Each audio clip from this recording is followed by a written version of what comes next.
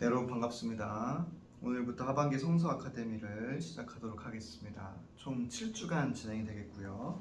이번에 다룰 주제는 남유다와 또 북이스라엘의 왕들에 대한 이야기를 함께 나누도록 하겠습니다.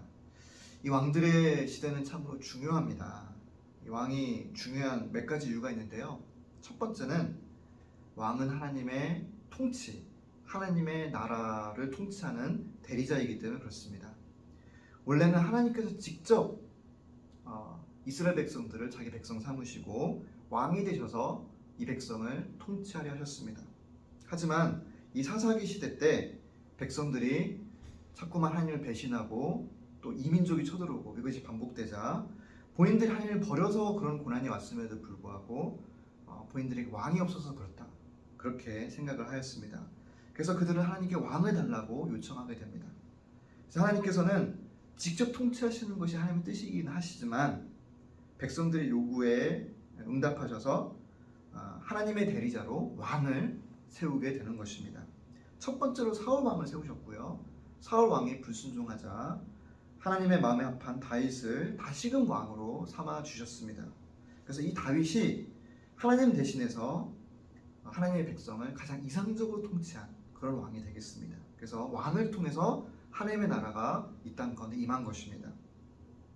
자, 왕이 중요한 두 번째 이유는 왕이 하나님의 대리자임과 동시에 또 백성들의 영적 지도자입니다. 그래서 왕에 따라서 왕이 어떠한 왕이냐에 따라서 백성들이 하나님을 잘 믿기도 하고 또 하나님을 떠나가기도 합니다. 그래서 선한 왕이 등장하면 성경은 그를 다윗과 비교합니다. 다윗과 같은 왕이다. 또 악한 왕이 등장하면 그를 여로보암의 죄나 바알 숭배라는 두 가지 잣대로 평가를 합니다. 그래서 왕이 악하면 온 나라가 타락하고 왕이 부분적으로 선해서 산당까지는 제하지 못하면 백성들도 부분적으로 회복을 하고 또 히스기야 왕이나 요시야 왕처럼 큰 개혁과 또 전적으로 하나님을 따르는 왕이 등장하면 큰 영적 부흥이 나라 가운데 일어나는 것입니다. 이처럼 성경은 왕을 통해서 영적 지도자의 역할이 얼마나 중요한가를 우리에게 보여주고 있습니다. 또 세 번째 왕이 중요한 이유는 왕이 앞으로 올 메시아를 상징하기 때문에 그렇습니다. 그래서 다윗과 솔로몬이 대표적으로 메시아를 예표하는데요. 그 밖에도 남유다의 선한 왕들이 이 메시아를 상징하고 있습니다. 그 중에서도 메시아에 가장 근접했던 왕이 바로 요시야 왕입니다. 요시야 왕은 마치 다윗과 같았다라는 평가를 받았던 유일한 왕인 것입니다. 다들 너무나 큰 기대를 했는데 그럼에도 불구하고 요시야 왕이 죽게 되자 유대인들은 마치 다윗을 닮았던 요시야 왕 같은 왕이 또 나타날 것이다. 하나님께서 요시야 왕 같은 다윗을 닮은 왕을 우리에게 보내줄 것이다. 이렇게 기다리게 된 것입니다. 거기서부터 이 메시아를 기다리는 신앙이 시작이 되었습니다. 그래서 이처럼 왕들을 보면서 우리는 세 가지, 첫 번째는 하나님의 대리자가 되어서 하나님의 나라가 임하는 것을 우리가 볼 수 있고요. 두 번째는 영적 지도자의 중요성을 우리가 살펴볼 수 있고요.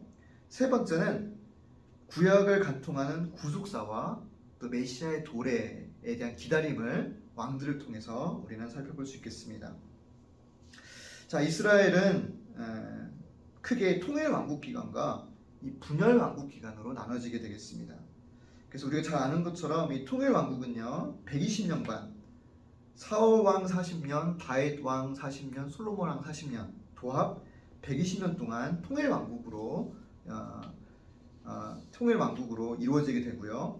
그 이후에 솔로몬 왕이 우상숭배에 빠지게 되자 하나님께서는 나라를 남북으로 가르지 않습니까? 그때부터 분열 왕국이 시작이 되겠습니다. 분열 왕국 초기에는요, 이 주변 강대국들의 상황이 애굽과 아시리아 세력이 굉장히 강력했습니다.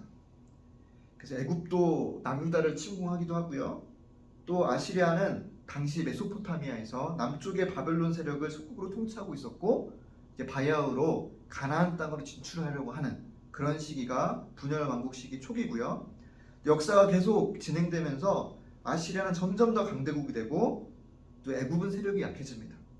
결국은 분열 왕국 후기가 되면 북이스라엘이 아시리아에게 멸망을 당하게 되는 것입니다.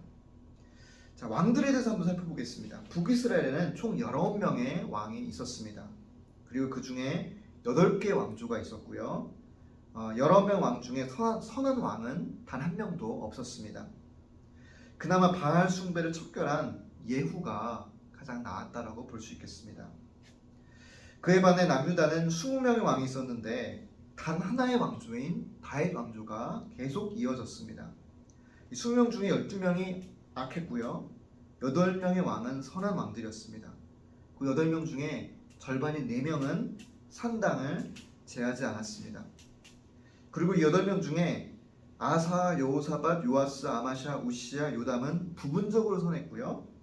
히스기야와 요시야만이 여호와 앞에서 온전하였다. 이렇게 성경은 말씀하고 있습니다. 물론 이 히스기야도 만년에 교만의 죄를 짓긴 하죠. 이처럼 북이스라엘과 남유다 모두 합하면 31명의 악한 왕이 등장하고요. 8명의 남유다의 선한 왕들이 있습니다. 그 중에 대표적인 사람들을 꼽으라면 남유다 하면 아하스 왕과 므낫세입니다. 또 북이스라엘 하면 여로보암과 오늘 등장하는 아합 왕이 되겠습니다. 그래서 오늘 다룰 아합 왕은 가장 악한 왕 4인방 중에 한 명이 되겠습니다. 그 남유다의 왕들을 잠깐 살펴보면요, 이 악한 왕들을 보면요, 자, 남유다의 영적 타락이 시작이 되는데요. 솔로몬의 혼인 정책과 그의 부인들을 통해서 수입된 우상들로부터 이제 남유다의 영적 타락이 시작이 됩니다.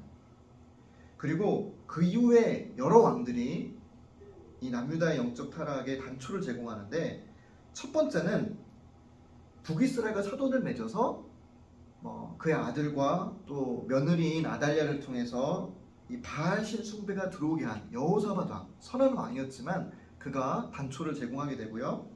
두 번째는 이 바알신 숭배 근처에서, 그쵸, 페니키아에서 들어왔지만 더 멀리 메소포타미아의 신들을 적극적으로 수입한 아하스 왕이 있고요. 또 세 번째, 이 남유다를 결정적으로 타락해서 망하게 한 왕은 결국은 55년 동안 악하게 이 남유다를 통치했던 므낫세 왕 때문에 결국 망하게 됩니다.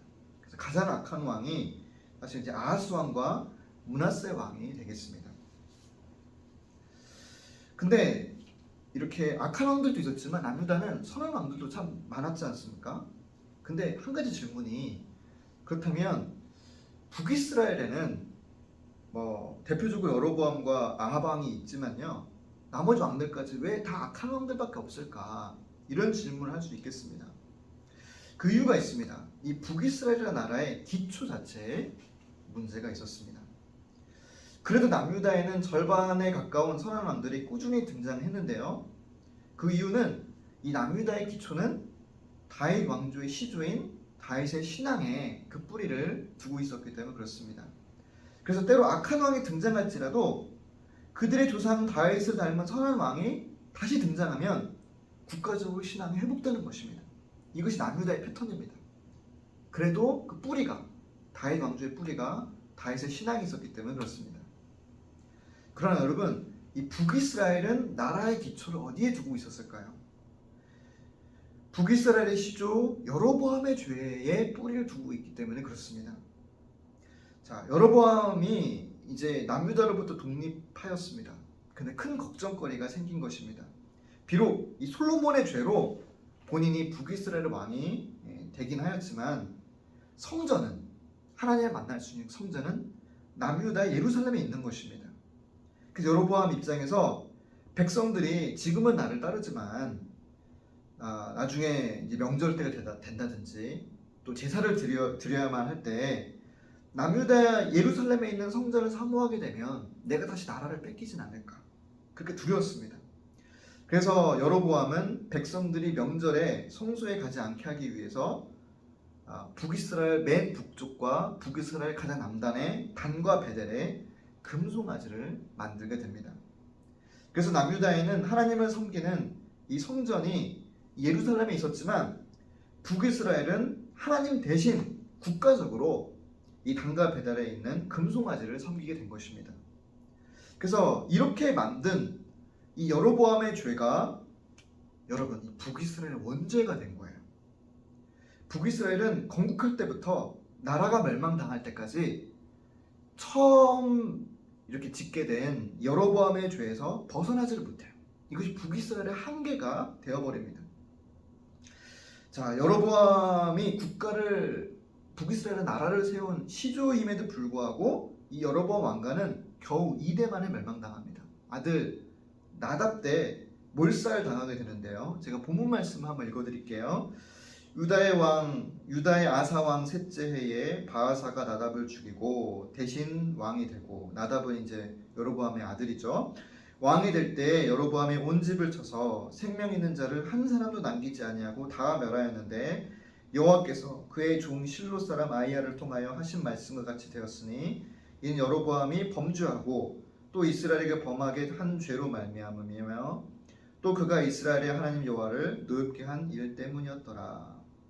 자, 금송아지를 만들어서 이스라엘로 하여금 하나님을 떠나게 한 그 여로보암의 죄 때문에 여로보암의 아들 나답과 온 집안이 다 물살을 당하게 됐습니다. 그래서 바하사라는 사람이 여로보암 왕조를 끝내버렸는데요. 그 바하사조차 여로보암의 죄에서 자유롭지 못합니다. 제가 왕상 15장 34절, 자, 세 번째 북이스라엘 왕 바하사에 대해서 읽어보겠습니다. 바하사가 여호와 보시기에 악을 행하되 여로보암의 길로 행하며 그가 이스라엘에게 범하게 한 그 죄 중에서 행하였더라. 자, 그래서 바하사의 아들 엘라 때 시물이라는 장군에 의해서 바하사 왕조도 멸족을 당하게 됩니다. 그러나 시므리도요, 여로보암의 죄로 말미암아 심판받았다 이렇게 기록되어 있고요. 그리고 시므리 대신에 오므리라는 사람이 대신 왕이 됩니다. 이 오므리라는 사람이 오늘 등장한 아합 왕의 아버지가 되는 사람이 되겠습니다. 이 오므리에 대한 평가도 다르지 않습니다.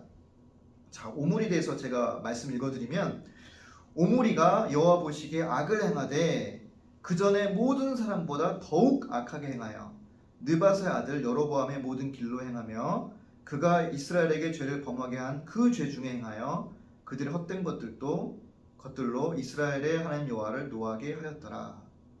자, 오므리도 마찬가지죠. 그래서 이 여로보암의 죄라는 것이 초대왕 여로보암부터 나답, 바하사, 엘라, 시므리, 오므리까지 쭉 이어졌더라는 거예요. 심지어 후에 바알 신앙을 완전히 척결하고 몰살시켰던 예후조차도 이 금송아지를 섬겼던 여로보암의 죄에서는 벗어나지 못해요. 그래서 예후에 대해서도 한번 본문을 읽어보겠습니다. 자, 예후가 이와 같이 이스라엘 중에서 바알을 멸하였으나 이스라엘에게 범죄하게 한 느밧의 아들 여로보암의 죄, 곧 베델과 단에 있는 금송아지를 섬기는 죄에서는 떠나지 아니하였더라. 그래서 이처럼 이 여로보암의 죄는 722년 북이스라엘 멸망당할 때까지 계속 이어지게 됩니다. 그리고 북이스라엘 멸망한 다음에 남유다의 요시야 왕에 의해서 드디어 금송아지가 파괴되는데요. 그 본문을 한번 읽어드리면요. 또한 이스라엘에게 범죄하게 한 느밧의 아들 여로보암이 베델에 세운 제단과 산당을 왕이, 요시야 왕입니다, 헐고 또 그 산당을 불사르고 바사 가루를 만들고 또 아세라 목상을 불살랐더라. 그래서 북이스라엘 멸망당한 다음에야 금송아지와 그 제단과 아세라상이 회파가 되게 됩니다. 여로보암의 죄가 왜 심각한 죄일까요, 여러분? 하나님을 대신하여 금송아지를 섬기게 함으로 말미암아 하나님을 예배하지 않게 되었고, 백성들이 하나님을 믿는 신앙에서 끊어지게 만들었기 때문에 여로보암의 죄가 심각한 죄였습니다. 여로보암의 죄가 이처럼 북이스라엘의 원죄 역할을 하였기 때문에 북이스라엘에서는 선한 왕이 등장하지 못했습니다. 자, 이 흐름 위에서 오늘의 주인공 아합이 등장하게 되겠습니다. 자, 이 아합을 살펴보기에 앞서서 그 아버지 오므리가 어떤 사람인지 알 필요가 있겠습니다. 자, 열왕기서는 오므리가 전의 왕들보다 더 악한 왕이었다라고 평가하였습니다. 그러나 역설적으로 오므리 왕은 정치 군사적으로는 북이스라엘의 전성기를 이끈 그런 왕이었어요. 그래서 영적으로는 가장 어두웠지만 오므리와 또 그 아들 와합 왕 때 북이스라엘이 강대국이었다라는 것입니다. 오므리는 그의 이름의 의미를 찾아보면요, 여호와의 종 혹은 여호와의 예배자라는 의미를 가지고 있었습니다. 오므리는 세멜에게서 은 2달란트로 사마리아라는 땅을 사들여서 사마리아 성을 건축하였고요. 그곳을 북이스라엘의 수도로 삼았는데요. 그 사마리아는 북이스라엘 멸망할 때까지 수도가 되었습니다. 그래서 참으로 큰 업적을 남겼죠. 또 이스라엘은 솔로몬 때부터 이 두로와 이렇게 동맹을 맺는 등 페니키아와 가깝게 지냈는데요. 오므리는 자기의 아들 아합과 페니카의 또 다른 대표 도시인 시돈의 공주와 혼인 동맹을 맺게 됩니다. 결혼을 시켰습니다. 페니키아는 굉장히 그 당시에 무역 대국이었습니다. 그리고 기원전 9세기 무렵 이 아합 왕 때 페니키아의 대표적인 도시들인 두로, 시돈, 비블로스 여러 도시들이 있는데요. 지중해 곳곳에 수많은 식민 도시들을 건설했고요. 특히나 기원전 814년 9세기에 이 북아프리카에 훗날 포에니 전쟁으로 유명한 카르타고도 페니키아 식민 도시로 건설되었던 바로 그 시기입니다. 그래서 페니키아가 막 지중해로 뻗어나가고 있었던 그 시절이 되겠습니다. 그래서 페니키아와 동맹을 맺음으로 말미암아 이스라엘은 부와 정치력을 얻게 되었던 것입니다. 그리고 또 오므리의 율례라는 것을 반포해서 또 하나님의 율법을 대신하게 됩니다. 그래서 어떤 국가 시스템을 나름대로 구축하긴 하였지만 하나님의 신앙으로부터는 더 멀어진 것이고요. 그래서 오므리의 나라는 굉장히 부강하여서 오므리 왕조가 나중에 끊어진 이후에도 주변국에서는 북이스라엘을 부를 때 오므리의 나라 혹은 오므리의 땅이라고 부를 정도였습니다. 그만큼 오므리와 그의 아들 아합 왕이 참으로 유능한 왕들이었습니다. 하지만 이렇게 동맹을 맺은 페니키아로부터 바알 신앙과 아세라 신앙이 물밀듯 몰려오게 됩니다. 자, 아합 왕은 그럼 어땠을까요? 이 아합 왕은 부친 오므리 왕처럼 정치적으로 군사적으로 탁월했던 것 같습니다. 그래서 그는 북쪽 기존의 이 페니키아와의 동맹에 더해서 남쪽의 남유다와도 결혼 동맹을 맺습니다. 여호사밧과 사돈이 되죠. 또 주변의 아람이라든지 에돔이라든지 모압 나라와도 동맹을 맺습니다. 그래서 기원전 853년도에 아시리아의 왕 살마네스 3세가 대군을 거느리고 이제 이 팔레스타인 지방으로 쳐들어오게 되는데요. 아합 왕은 방금 말씀드린 동맹국들과 연합해서 아시리아의 군대를 격파하게 됩니다. 그래서 아시리아의 팔레스타인 진출을 한 세기를 늦춰버렸다라는 평가를 받고 있습니다.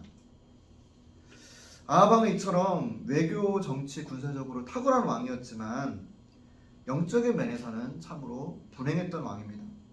첫 번째는 여로보암의 죄로부터 시작됐다고 말씀드렸고, 두 번째는 아버지의 뜻으로 말미암아 이방 공주인 이세벨과 결혼하지 않았습니까? 그 세 번째, 그래서 이미 아버지 때로부터 바알 신앙이 막 물밀듯 들어오기 시작했습니다. 그 부모와 조상들로부터 신앙을 물려받기는커녕 온갖 최악의 환경과 이 죄를 물려받은 셈입니다. 이런 집안의 죄에 더해서 이 아합은 본인도 더 많은 죄를 짓게 됩니다. 그래서 오므리도 우리가 읽었던 본문 말씀에서 전에 왕들을 뛰어넘는 악을 행했다 이렇게 기록되어 있는데 아들인 아합은 여기에 한술 더 뜨게 됩니다. 그래서 아합에 대해서 한번 그 평가를 한번 읽어볼까요? 오므리 아들 아합이 그의 이전의 모든 사람보다 여호와 보시기에 악을 더욱 행하여 느밧의 아들 여로보암의 죄를 따라 행하는 것을 오히려 가볍게 여기며 시돈 사람의 왕 엣바알의 딸 이세벨을 아내로 삼고 가서 바알을 섬겨 예배하고 사마리아에 건축한 바알의 신전 안에 바알을 위하여 제단을 쌓으며 또 아세라상을 만들었으니 그는 그 이전에 이스라엘의 모든 왕보다 심히 이스라엘 하나님 여호와를 노하시게 하였더라. 이게 아합의 평가입니다. 그래서 아합은 여로보암의 죄를 기본으로 깔고, 그래서 본문에는 가볍게 여겼다, 쉽게 여겼다, 쉽게 죄를 지었다라는 것이죠. 그 위에다가 대거 이 바알신 숭배를 적극적으로 시행하는 왕이었습니다. 아합은 본인이 바알을 예배하고요, 바알의 제단을 쌓고 또 아세라상까지 만들게 됩니다. 그리고 딸 아달랴를 남유다로 시집 보냄으로 말미암아 바알 숭배를 남유다에 전파하기까지 합니다. 그래서 북이스라엘 흐르는 죄는 크게 두 가지입니다. 첫째는 여로보암으로부터 이어지는 금송아지 숭배고요. 둘째는 아합 때 본격적으로 시작된 이 바알 숭배. 이 두 가지가 북이스라엘에 흐르는 두 가지 죄가 되겠습니다. 자, 이렇게 죄로 가득한 아합 왕에게는 몇 번의 회개의 기회가 주어집니다. 이제부터 아합 왕의 대표적인 네 가지 사건을 함께 살펴보도록 하겠습니다. 자, 첫 번째, 3년 가뭄 사건이 일어나요. 아합 왕이 이방 공주 이세벨과 결혼하고 또 여로보암의 죄를 더하고 또 바알 신전을 만들고 제단을 쌓고 아세라상을 만들지 않았습니까? 그리고 이세벨의 사주에 따라서 선지자들을 색출해서 살해하고 여호와의 제단을 헐어버립니다. 그래서 열왕기상 18장 4절 말씀 읽어보면요, 이세벨이 여호와의 선지자들을 멸할 때에 오바댜가 선지자 100명을 가지고 50명씩 굴에 숨기고 떡과 물을 먹였더라. 그렇죠? 이세벨이 선지자들을 잡아 죽였어요. 오바댜가 숨겨줬죠. 또 19장 14절 보시면요, 엘리야가 말합니다. 그가 대답하되 내가 만군의 하나님 여호와께 열심히 유별하오니 이는 이스라엘 자손이 주의 언약을 버리고 주의 제단을 헐며 칼로 주의 선지자들을 죽였음이오며 오직 나만 남았거늘 그들이 내 생명을 찾아 빼앗으려 하나이다. 그래서 아합 왕은 하나님 신앙을 핍박하고 선지자들을 잡아 죽이고 국가 전체를 바알 신숭배로 개종시키는 작업을 했던 것입니다. 그래서 하나님 보시기에 이것이 너무 악하기 때문에 엘리야 선지자를 부르게 됩니다. 엘리야가 드디어 등장합니다. 그래서 가장 어두웠던 시대에 가장 위대한 선지자가 나타난 것입니다. 하나님 엘리야를 통해 다음같이 말씀을 전하게 됩니다. 길앗에 우거하는 자 중에 디셉 사람 엘리야가 아합에게 말하되 내가 섬기는 이스라엘의 하나님 여호와께서 살아계심을 두고 맹세하노니 내 말이 없으면 수년 동안 비도 이슬도 있지 아니하리라 하니라. 자, 비가 오지 않는다, 비가 오지 않을 것이다 라고 하나님께서 말씀하셨습니다. 비가 오지 않으면 고대 왕들은 심지어 죽임을 당하기까지 하였습니다. 왜냐하면 이 가뭄이 오면요, 먹을 게 없잖아요. 그래서 무수히 많은 백성들은 굶어 죽을 수밖에 없어요. 그래서 사르밧 과부의 이야기만 봐도요, 엘리야를 만나기 전에 이 과부와 아들은 마지막 떡 하나 먹고 죽으려 하지 않았습니까? 그래서 왕들은 가뭄이 오게 되면 기우제를 막 지내요. 간절히 비가 내리기를 기도합니다. 백성들을 살려주십시오.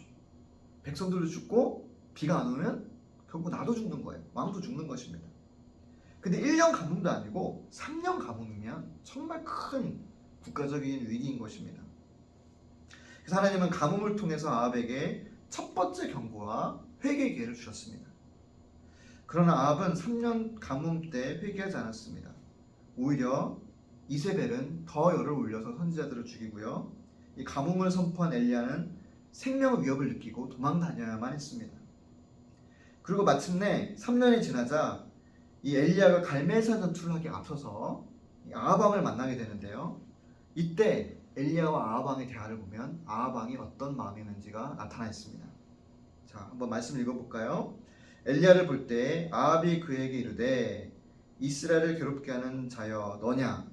그가 대답하되 내가 이스라엘 괴롭게 한 것이 아니라 당신과 당신의 아버지의 집이 괴롭게 하였으니 이는 여호와의 명령을 버렸고 당신이 바알들을 따랐습니다. 자, 아합과 그의 집안이 바알을 섬겼기 때문에 가뭄이 왔음에도 불구하고 아합은 엘리야에 대해서 이렇게 얘기하죠. 이스라엘을 괴롭게 하는 자여 너냐? 그래서 아합은 이때까지도 왜 가뭄이 왔는지조차 제대로 깨닫지 못하고 있었습니다. 도리어 엘리야를 탓하고 있는 것이죠. 자, 3년 가뭄에도 아합이 회개하지 않자 하나님은 비를 내리시기 전에 더 극적인 사건을 준비합니다. 그 유명한 갈멜산 전투가 이제 시작이 되는데요. 자, 엘리야를 통해서 두 가지를 준비시킵니다. 제단 두 개를 쌓아서 각각의 제단에 송아지를 각을 떠서 나무 위에 올려둡니다. 그리고 불을 사람이 붙이지 않고 각자 자기 신에게 기도해서 그 신이 직접 불을 내리게 하는 것입니다. 그래서 누가 진짜 신인지 증명하는 역사상 초유의 전투가 벌어지게 됩니다. 바알의 선지자 450명과 아세라 선지자 400명. 그래서 바알 쪽은 총 850명이 한 편이었고요. 하나님 쪽은 엘리야 단 한 명이었어요. 이 전투에 앞서서 엘리야는 유명한 얘기를 합니다. 자, 말씀 읽어드리면 엘리야가 모든 백성에게 가까이 나아 이르되 너희가 어느 때까지 둘 사이에서 머뭇머뭇하려 하느냐? 여호와가 만일 하나님이면 그를 따르고 바알이 만일 하나님이면 그를 따를지니라 하니 백성이 말 한마디도 대답하지 아니하는지라. 자, 엘리야가 이 전투에 앞서서 백성들에게 하나님을 따르려면 확실히 하나님을 따르고 바알이 하나님이면 바알을 따르라. 그래서 백성들이 바알 편을 일방적으로 들어서 그런지 아니면 좀 결과를 보고 판단하려고 그런지 몰라도요, 이 얘기를 듣고 묵묵부답해요. 아무런 대답을 하지 않습니다. 그리고 드디어 대결이 시작이 되었습니다. 자, 바알 쪽이 먼저 시작을 했어요. 850명의 선지자들은 아침부터 낮까지 불을 내려달라고 부르짖고 뛰놀고 있습니다. 하지만 아무런 응답이 없습니다. 그러자 엘리야가 그들을 조롱합니다. 자, 정오에 이르러는 엘리야가 그들을 조롱하여 이르되 큰 소리로 부르라. 그는 쉬는즉 묵상하고 있는지, 혹은 그가 잠깐 나가는지, 혹은 그가 길을 행하는지, 혹은 그가 잠이 들어서 깨워야 할 것인지 하며, 이렇게 조롱을 하게 되니까 바알 선지자들은 더 크게 부르짖고 심지어 스스로를 자해까지 하게 돼요. 하지만 아무런 응답이 없었습니다. 이때 엘리야가 차례가 되었는데요. 엘리야는 12지파의 수요대로 12돌을 취해서 무너진 여호와의 제단을 수축하고요, 물을 제단에 3번이나 부어서 도랑에 물이 가득 차기까지 합니다. 그리고 그는 하나님을 의지해서 단 한 번의 기도를 드리게 됩니다. 그때 놀라운 일이 벌어지는데요. 이에 여호와의 불이 내려서 번제물과 나무와 돌과 흙을 태우고 또 도랑의 물을 핥은지라. 3년 가뭄에 백성들이 굶어 죽어도 미동도 하지 않고 전혀 반성도 없는 아합, 그리고 하나님과 바알 사이에서 저울질하면서 묵묵부답인 이스라엘, 그들에게 마치 증명이라도 하듯이 하나님의 강력한 불이 내려서 다 태우고 도랑의 물까지 다 증발해버립니다. 불의 선지자가 이렇게 탄생합니다. 백성들이 이것을 보고 깜짝 놀라요. 본문에 이렇게 기록되어 있습니다. 모든 백성이 보고 엎드려 말하되 여호와 그는 하나님이시로다, 여호와 그는 하나님이시로다 하니. 백성들이 정말 하나님이시라고 인정할 수밖에 없는 것이죠. 그리고 엘리야는 이 바알의 선지자 850명을 기손 시냇가에서 다 잡아 죽이게 됩니다. 그리고 여기서 그치지 않아요. 엘리야는 아합 왕에게 찾아가서 이제 큰 비가 내릴 것이라고 말하게 됩니다. 확실하게 아합 왕에게 보여주려고 하는 것입니다. 본문을 읽어드리면 엘리야가 아합에게 이르되 올라가서 먹고 마시소서, 큰 비 소리가 있나이다. 아합이 먹고 마시러 올라가니라. 엘리야가 갈멜산 꼭대기를 올라가서 땅에 꿇어 엎드려 그의 얼굴을 무릎 사이에 넣고. 그래서 유명한 엘리야의 기도 아닙니까? 두 무릎 사이 얼굴을 묻고 7번의 기도를 하는데요. 7번 기도하자 이 손바닥만한 작은 구름이 나타납니다. 그때 엘리야가 다시 아합 왕에게 말을 전합니다. 왕에게 전해서요, 아합 왕이 직접 보도록 하는데요. 7번에 이르러서 그가 말하되 바다에서 사람의 손만한 작은 구름이 일어나나이다. 이르되 올라가 아합에게 말하기를 비에 막히지 않도록 마차를 갖추고 내려가소서 하라. 조금 후에 구름과 바람이 일어나서 하늘이 깜깜해지며 큰 비가 내리는지라. 아합이 마차를 타고 이스라엘로 가니 여호와의 능력이 엘리야에게 임하매 그의 허리를 동이고 이스라엘로 들어가는 곳까지 아합 왕 앞에서 달려갔더라. 그래서 하나님이 살아계신 것을 우리에게 보여주라, 나에게 보여주라, 그럼 내가 믿겠다, 이거잖아요. 그런데 하나님께서 보여주셨어요. 하늘에서 불이 떨어졌어요. 850명의 선지자가 죽임을 당했습니다. 그리고 3년 가뭄 끝에 큰 비가 내렸습니다. 이 모든 것이 아합 왕의 눈에 앞에서 벌어진 일입니다. 그래서 엘리야는 일부러 아합에게 모든 경과를 계속 알렸고요. 현장에 나와 직접 보게 하였습니다. 그래서 여러분, 이것이 아합 왕에게 주어진 가장 결정적인 회개의 기회였다라고 생각이 되어집니다. 사람은 인생에서 회개할 수 있는 기회가 많게는 3번까지 주어진다라고 말합니다. 이 갈멜산 전투와 큰 비 사건은 아합 왕에게 결정적인 회개의 기회였습니다. 이보다 더 센 증명이 어디 있겠습니까? 그러나 3년 가뭄 후에도 그때 실망스러운 반응을 보였던 아합 왕은 갈멜산 전투에 더 과간인 그런 반응을 보이게 됩니다. 열왕기상 19장 1, 2절 말씀인데요. 이렇게 반응하게 되죠. 아합이 엘리야가 행한 모든 일과 그가 어떻게 모든 선지자를 칼로 죽였는지를 다 보고 경험한 것을 이세벨에게 말하니 이세벨이 사신을 엘리야에게 보내어 이르되 내가 내일 이맘때는 반드시 내 생명을 저 사람들 중 한 사람의 생명과 같게 하리라. 그렇게 하지 아니하면 신들이 내게 벌 위에 벌을 내림이 마땅하니라 한지라. 여러분이 아합 왕이 공처가였어요. 아합이 갈멜산 전투 후에 하나님의 살아계심을 다 온 백성들과 함께 다 경험하지 않았습니까? 근데 그걸 다 경험하고 쭈루루 이세벨에게 달려가는 것입니다. 그리고 이세벨에게 다 이렇게 얘기를 합니다. 그리고 이세벨은 아합 왕의 이야기를 듣고 엘리야를 잡아 죽이려 하는 것입니다. 그래서 이때 사실 아합 왕은 끝났다라고 봐야 합니다.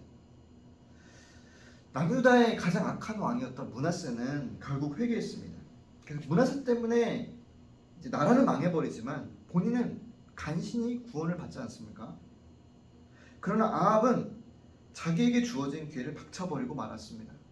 손에 쥐어져도 잡지 못했던 것이죠. 이게 갈멜산 전투의 아합 왕 사건이었습니다.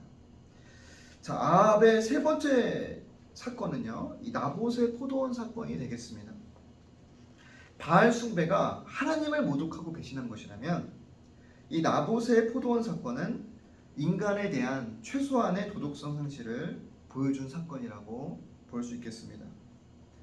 자, 사마리아 왕궁 가까이에 나봇이라는 사람의 포도원이 있었습니다. 그래서 아합 왕은 나봇에게 더 좋은 포도원을 주겠으니 왕궁 가까이 있는 그 포도원을 나에게 팔라, 이렇게 이야기를 합니다. 근데 나봇은 거절을 합니다. 왕이시여, 이 땅은 조상의 유산이라서 제가 팔 수가 없습니다. 그래서 이 아합 왕이 너무 근심하게 된 거예요. 너무나 이 왕궁 옆에 있는 땅이 필요한데 나봇이 팔지 않는다고 하니까 근심해서 침대에 누워버리고요, 식음을 전폐하게 됩니다. 뭘 먹지는 않습니다. 그때 여러분 또 이세벨이 등장하게 됩니다. 그래서 이세벨이 바알 숭배를 하겠고요, 갈멜산 전투 후에 엘리야를 죽이라, 이렇게 말을 하였는데 이때도 이세벨이 계략을 꾸미게 됩니다. 그래서 불량자 2사람을 고용해서 나봇이 하나님과 왕을 저주했다라고 모함을 하게 됩니다. 그래서 백성들이 나봇을 돌로 쳐 죽이게 만들죠. 그리고 아합 왕은 값을 치르지 않고도 자연스럽게 이 나봇의 밭을 빼앗아 갑니다. 자, 이 사건은 다윗의 밧세바 사건과 굉장히 닮아 있습니다. 다윗도 우리아 아내를 뺏지 않았습니까? 그리고 그 과정 중에 우리아를 살해하게 됩니다. 아합도 나봇의 밭을 빼앗지 않았습니까? 그리고 이를 위해서 나봇을 살해합니다. 그래서 나봇을 살해하기까지 이르렀을 때 하나님께서 무서운 심판을 선포하게 됩니다. 자, 이렇게 기록되어 있습니다. 여호와의 말씀이 내가 재앙을 내게 내려 너를 쓸어버리되 내게 속한 남자는 이스라엘 가운데 매인자나 노인자를 다 멸할 것이요 또 내 집이 느바세 아들 여로보암의 집처럼 되게 하고 아이의 아들 바하사의 집처럼 되게 하리니 이는 내가 나를 노하게 하고 이스라엘이 범죄하게 한 까닭이니라 하셨고 이세벨에 대하여도 여호와께서 말씀하여 이르시되 개들이 이스라엘 성읍 곁에서 이세벨을 먹을지라 아합에게 속한 자로서 성읍에서 죽은 자는 개들이 먹고 들에서 죽은 자는 공중의 새가 먹으리라 하셨느니라 하니. 여러분, 이 나봇의 사건이 결정적인 하나님의 심판이 선포되게 하였습니다. 그래서 마침내 심판이 선포되었습니다. 이 엘리 제사장의 경우에 하나님은 오랫동안 엘리와 두 아들들의 죄를 지켜보시지 않았습니까? 그래서 혹여나 그들이 회개하지는 않을까 기다리셨던 것입니다. 그러나 끝까지 회개하지 않자 어린 사무엘을 통해서 엘리 가문에 저주를 내리게 됩니다. 이 아합도 마찬가지입니다. 3년 가뭄 때도 기회를 주셨어요. 그리고 갈멜산 전투를 보고도 회개하지 않았지만, 그래서 막 이세벨이 엘리야를 잡아 죽이려고 했음에도 불구하고 하나님은 아직 심판의 경고를 내리지 않으셨어요. 왜냐하면 하나님은 여전히 기다리고 계셨던 것입니다. 회개의 기회를 주셨던 것입니다. 그러나 이 나봇을 살해하고 그의 재산을 양심에 껄낌 없이 갈취하게 되자 하나님은 마침내 이제는 끝이라 이렇게 말씀하신 것입니다. 그리고 무시무시한 심판이 내려지게 됩니다. 자, 이 마지막 심판이 내려지자 이 아합은 옷을 찢고 굵은 배를 동이고 금식하면서 회개합니다. 자, 아마 이 심판을 듣는 것이 너무 두렵고 비참했던 것 같습니다. 그래서 하나님은 이 아합의 회개를 보고 너의 때가 아니라 아들의 때에 이 저주가 실현될 것이다. 이렇게 이 예언이 임할 것이라고 이 심판을 연기시켜 주십니다. 그러나 여러분, 이 세 번째 사건 이후에 나타난 아합의 회개는 다윗의 회개와 다릅니다. 자, 다윗의 회개는 참된 회개였잖아요. 돌이키지 않았습니까? 아합의 회개는 단지 잠시의 회개였고 진실된 회개가 아니었습니다. 어떻게 알 수 있는가? 이제 아합의 마지막 사건을 보면 이것이 여실히 드러납니다.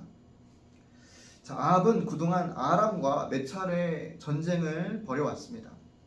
근데 아합은 바로 앞선 전투에서 아람 왕 베나닷을 죽이지 않고 풀어주고 말았습니다. 북이스라엘은 이 길랏 라못을 아람에게 빼앗겼는데 아합은 이 남유다의 여호사밧 왕을 만나서 함께 아람을 쳐서 길랏 라못을 되찾자 이렇게 제의를 하게 됩니다. 근데 여호사밧은 전쟁 전에 그래도 우리가 하나님의 말씀을 듣고 전쟁을 결정해야 되지 않겠냐 이렇게 제안을 하고요. 그래서 아합은 선지자 400명을 모아서 하나님의 말씀을 듣게 되는데 이 선지자 400명은 하나같이 하나님께서 전쟁을 이기게 하실 것이고 길랏 라못을 되찾게 할 것이다 이렇게 예언을 하게 됩니다. 근데 여호사밧이 뭔가 불안했나 봐요. 하나같이 입을 맞춘 것처럼 그렇게 예언을 하다 보니까 아합에게 북이스라엘은 또 다른 선지자 없냐고 이렇게 질문을 하게 됩니다. 그 본문을 한번 살펴보실까요? 이스라엘 왕이 아합 왕이 여호사밧 왕에게 이르되 아직도 임레 아들 미가의 한 사람이 있으니 그로 말미암아 여호와께 물을 수 있으나 그는 내게 대하여 길한 일은 예언하지 않고 흉한 일만 예언하기로 내가 그를 미워하나이다. 여호사밧이 이르되 왕은 그런 말씀을 마소서 이렇게 대하고 오고 갑니다. 자, 여러분, 미가야라는 선지자가 있다. 하지만 나는 그를 싫어한다. 별로 부르고 싶지 않다. 그러니까 여호사밧이 설득을 하죠. 그럼에도 불구하고 그런 말 하지 말고 미가 얘기를 좀 들어봅시다. 이렇게 얘기합니다. 자, 이 부분을 보면요, 사울 왕과 오버랩이 돼요. 이 상황을 보면요, 아합 왕은 그래도 사울 왕보다 낫습니다. 사울 왕은 마지막 길보아 전투에 나가기 전에 너무 두려웠어요. 하나님께 물어봐요. 근데 하나님께 전혀 응답이 없어서 결국은 무당을 찾아가지 않습니까? 사무엘의 영혼을 귀신이죠. 귀신을 이렇게 불러올리게 되지 않습니까? 하지만 아합은 미가야라는 선지자가 아직 남아 있었습니다. 이 미가야라는 선지자는 아합 왕 본인에게 직언할 수 있는 사람이고요. 진정한 하나님의 말씀을 전하는 선지자라는 것을 아합은 알고 있었어요. 그리고 그를 막상 불렀을 때 미가야는 정확한 하나님의 말씀을 아합에게 들려줍니다. 그러나 아합은 400명의 선지자를 모을 때 그때 이미 미가야를 빼놓았습니다. 별로 부르고 싶지 않았던 것이죠. 그래서 하나님의 말씀을 들을 마음이 아합 마음에는 없었다. 또 여호사밧이 다른 선지자가 없냐고 물어봤을 때도 미가를 부르기를 몹시 싫어하는 것이 본문에 잘 나타나 있습니다. 그리고 막상 미가가 한 예언을 들은 이후에도 아합 왕이 어떻게 행동하였을까? 본문 말씀만 보실까요? 이스라엘의 왕이 이르되 미가를 잡아 성주 아문과 왕조 요아스에게로 끌고 돌아가서 말하기를 왕의 말씀에 이놈을 옥에 가두고 내가 평안히 돌아올 때까지 고생의 떡과 고생의 물을 먹이라 하였다 하라. 미가를 감옥에 쳐 넣었죠. 그리고 불순종해서 결국은 길랏 라못으로 올라가서 전쟁을 하고 맙니다. 그리고 예언대로, 미가의 예언대로 이 전투에서 아합 왕은 죽게 됩니다. 그래도 하나님이 마지막까지 미가를 통해서 말씀을 주셨음에도 불구하고 아합은 하나님의 말씀을 듣지 않아요. 별로 듣고 싶은 마음이 없습니다. 그래서 바로 직전에 그가 했던 그 회개는 잠시의 회개였지 진정한 회개가 아니었던 것입니다. 여로보암의 죄가 북이스라엘 역사의 저변에 흐르고 있고요. 그 위에 이 바알 숭배로 점철된 아합의 죄가 더해졌습니다. 아합은 3년 가뭄에 백성들이 죽어가도 회개하지 않았습니다. 또 갈멜산 전투에서 불이 떨어지고 7번 기도해서 큰 비가 내리고 아합 왕의 마차 앞에서 여호와의 능력으로 함께 달려가는 그 엘리야를 보고도 아합 왕은 회개하지 않습니다. 그리고 나봇의 포도원 사건에 최악의 죄를 짓고 나서 마치 회개하는 것처럼 보였지만 하나님의 말씀을 무시하는 그의 모습은 회개한 자의 모습이 아니었다는 것입니다. 결국 아합 왕의 아들들과 또 그의 아내 이세벨과 또 남유다의 딸과 사위까지 모조리 심판을 받고 맙니다. 그리고 북이스라엘은 회복할 수 없을 정도로 이 와합왕 때문에 영적으로 무너지고 맙니다. 죄는 결코 죄로 끝나지 않습니다. 먼저 내가 죄의 열매를 먹게 돼 있고요. 또한 계속된 죄는 뿌리를 내리게 되어서 개인의 죄로 그치지 않고 나 자신뿐만 아니라 가정과 국가에도 큰 영향을 끼치게 됩니다. 그래서 아합에게 여러 번 회개의 기회가 있었음에도 불구하고 왜 아합은 회개하지 못했을까? 자, 열왕기서 기자는 아합에 대해서 다음과 같이 평가를 하고 있어요. 자, 예로부터 아합과 같이 그 자신을 팔아 여호와 앞에서 악을 행한 자가 없음은 그를 그의 아내 이세벨이 충동하였음이라. 자, 아합의 가장 약한 고리가 바로 이세벨이었습니다. 회개할 기회가 있을 때마다 오히려 더 깊은 죄에 빠지게 했습니다. 그래서 사실 아합은요, 이 고리를 끊지 않는 한 구원의 기회가 없었습니다. 그래서 이 아합 왕의 약한 고리, 이세벨과의 결혼이었죠. 그래서 나의 죄의 약한 고리는 무엇일까? 고민하지 않을 수 없습니다. 자, 최악의 왕과 최고의 선지자가 공존했던 시대가 아합 왕의 시대입니다. 북이스라엘이 여로보암 때문에 서서히 죄로 말미암아 계속 기울고 있다가 아합 왕의 등장으로 말미암아 결정적인 타격을 입게 됩니다. 그래서 아합 왕의 이야기를 통해서 오늘날 우리도 교훈을 얻어야겠습니다. 이 죄라는 것이 무엇인지, 죄의 패턴과 죄에 빠져드는 한 개인과 국가를 보면서 우리의 죄의 고리는 무엇이고 또 우리가 이 타락한 시대에 어떻게 살아가야 될지에 대한 고민이 참으로 필요할 것 같습니다. 그래서 오늘의 강의는 여기서 마치고요. 다음 시간에는 선한 왕 여호사밧에 대해서 함께 나누도록 하겠습니다. 좋은 시간 되시길 바랍니다.